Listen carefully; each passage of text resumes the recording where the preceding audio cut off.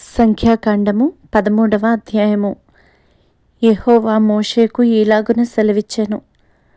నేను ఇశ్రాయేలీయులకు ఇచ్చుచున్న కనాను దేశమును సంచరించి చూచుటకు నీవు మనుష్యులను పంపుము. వారి పితరుల గోత్రములలో ఒక్కొక్క దాని నుండి ఒక్కొక్క మనిషిని మీరు పంపవలెను. వారిలో ప్రతివాడు ప్రధానుడై ఉండవలెను. మోషే యెహోవా మాట విని పారాను అరణ్యము నుండి వారిని పంపెను. వారందరూ ఇశ్రాయేలీయులలో ముఖ్యులు. వారి పేర్లు ఏవనగా, రూబేను గోత్రమునకు జక్కూరు కుమారుడైన షమ్మూయ, షిమ్యోను గోత్రమునకు హోరీ కుమారుడైన షాపాతు, యూదా గోత్రమునకు యెఫున్నె కుమారుడైన కాలేబు, ఇస్సాకారు గోత్రమునకు యోసేపు కుమారుడైన ఇగాలు, ఎఫ్రాయిము గోత్రమునకు నూను కుమారుడైన హోషేయ, బెన్యామీను గోత్రమునకు రాపు కుమారుడైన పల్తి, జెబూలూను గోత్రమునకు సోరీ కుమారుడైన గదీయేలు, యోసేపు గోత్రమునకు అనగా మనష్షే గోత్రమునకు సూసీ కుమారుడైన గది, దాను గోత్రమునకు గెమలి కుమారుడైన అమ్మీమయేలు, ఆషేరు గోత్రమునకు మిఖాయేలు కుమారుడైన సెతూరు, నఫ్తాలి గోత్రమునకు వాపిసీ కుమారుడైన నహబి, గాదు గోత్రమునకు మాకీ కుమారుడైన గెయువేలు అనునవి. దేశమును సంచరించి చూచుటకు మోషే పంపిన మనుషుల పేర్లు ఇవి. మోషే నూను కుమారుడైన హోషేయకు యెహోషువ అను పేరు పెట్టెను. మోషే కనాను దేశమును సంచరించి చూచుటకు వారిని పంపినప్పుడు వారితో ఇట్లనెను. మీరు ధైర్యము తెచ్చుకొని దాని దక్షిణ దిక్కున ప్రవేశించి ఆ కొండ ఎక్కి ఆ దేశము ఎట్టిదో, దానిలో నివసించు జనము బలము గలదో బలము లేనిదో, కొంచెమైనదో విస్తారమైనదో, వారు నివసించు భూమి ఎట్టిదో, అది మంచిదో చెడ్డదో, వారు నివసించు పట్టణములు ఎట్టివో, వారు గుడారములలో నివసించుదురో కోటలలో నివసించుదురో, ఆ భూమి సారమైనదో నిస్సారమైనదో, దానిలో చెట్లున్నవో లేవో కనిపెట్టవలెను. మరియు మీరు ఆ దేశపు పండ్లలో కొన్ని తీసుకొని రండని చెప్పెను. అది ద్రాక్షల ప్రథమ పక్వకాలము.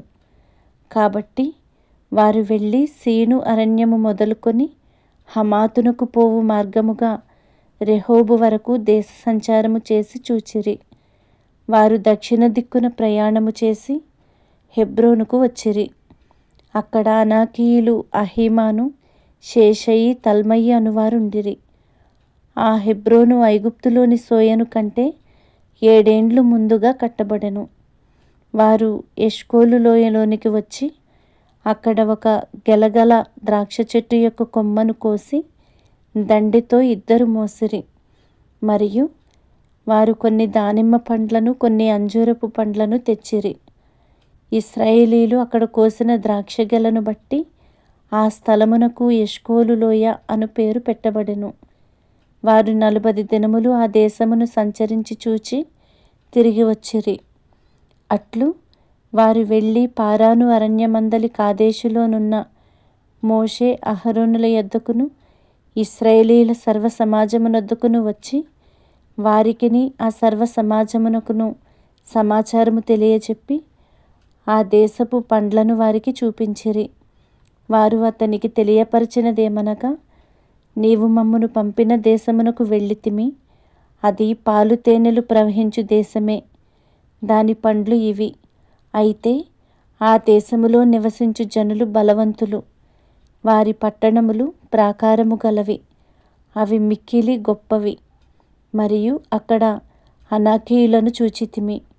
అమాలేకీయులు దక్షిణ దేశములో నివసించుచున్నారు. హిత్తీయులు, యెబూసీయులు, అమోరీయులు కొండ దేశములో నివసించుచున్నారు. కనానీయులు సముద్రమునొద్దను యొర్దాను నదీ ప్రాంతములలోనూ నివసించుచున్నారని చెప్పిరి. కాలేబు మోషే ఎదుట జనులను నిమ్మళపరచి, మనము నిశ్చయముగా వెళ్ళుదుము, దాని స్వాధీనపరచుకొందుము, దాని జయించుటకు మన శక్తి చాలుననెను. అయితే అతనితో కూడా పోయిన ఆ మనుష్యులు, ఆ జనులు మనకంటే బలవంతులు, మనము వారి మీదికి పోజాలమనిరి. మరియు వారు తాము సంచరించి చూచిన దేశమును గూర్చి ఇశ్రాయేలీలతో చెడ్డ సమాచారము చెప్పి, మేము సంచరించి చూచిన దేశము తన నివాసులను భక్షించు దేశము, దానిలో మాకు కనబడిన జనులందరూ ఉన్నత దేహులు. అక్కడ నెఫీలీయుల సంబంధులైన అనాకు వంశపు నెఫీలీయులను చూచితిమి. మా దృష్టికి మేము మిడతల వలె ఉంటిమి, వారి దృష్టికిని అట్లే ఉంటిమనిరి.